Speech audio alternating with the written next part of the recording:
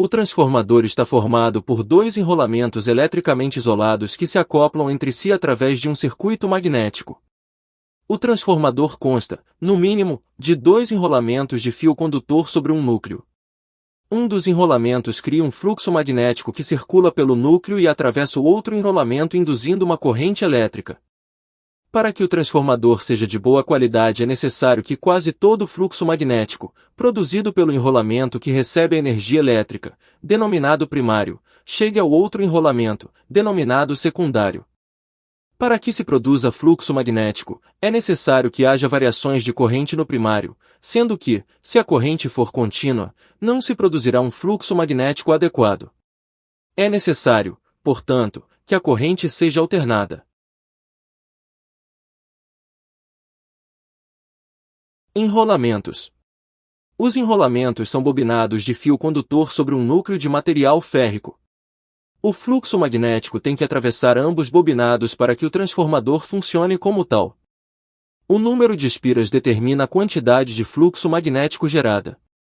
O diâmetro do fio depende da corrente que deve circular, que vem determinada pela potência que se deseja transmitir do primário ao secundário. Relação de transformação. A relação de transformação é igual ao quociente entre o número de espiras do primário e o número de espiras do secundário. Por sua vez, o número de espiras é proporcional à tensão de cada bobinado. Portanto, a relação de transformação pode ser definida, também, como a relação entre as tensões de entrada e de saída. Quando se fecha o circuito, aplicando uma carga no secundário, circulará uma corrente. A relação entre a corrente que circula pelo primário e a que circula pelo secundário é inversa à relação de transformação. A potência. A potência de um transformador é calculada em VA, voltamperes, e se obtém multiplicando a corrente máxima pela tensão nominal. Este dado é especialmente importante em transformadores de alimentação, já que o transformador neste caso tem duas funções.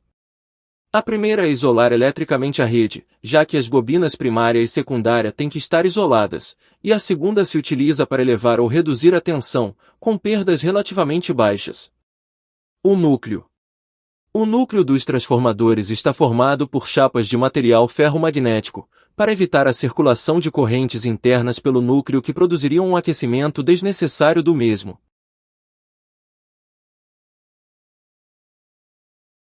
Costumam ser de ferro, com acréscimo de pequenas quantidades de silício, e normalmente têm uma grossura mínima de 0,35 mm. Devem ser cobertas por um verniz isolante para limitar a circulação de correntes internas chamadas correntes de Foucault. Também se utilizam núcleos de ferrita e núcleos toroidais. O tipo de núcleo depende também da frequência com a que vai trabalhar. Rendimento. Uma parte da potência que é entregue ao transformador não chega à carga, se perde geralmente em forma de calor.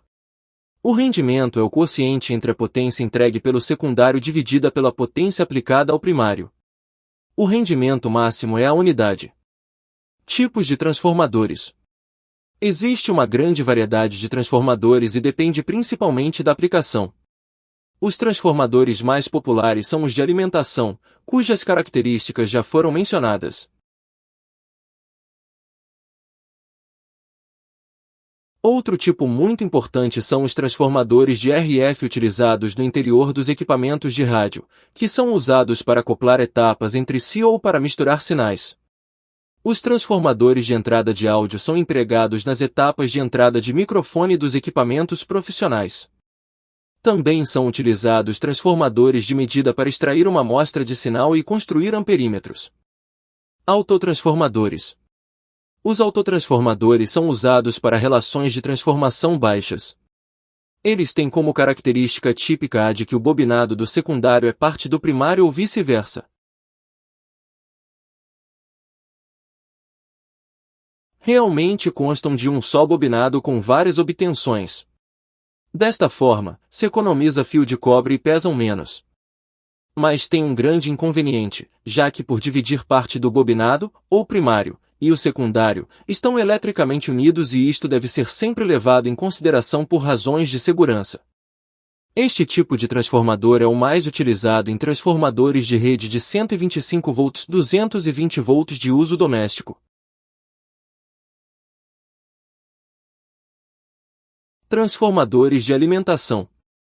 Quando é necessário um transformador de alimentação, é importante calcular bem a potência que se requer, uma vez que, se não o fizermos direito, o transformador pode quebrar e queimar, e se exagerarmos, corremos o risco de aumentar o peso e o volume desnecessariamente.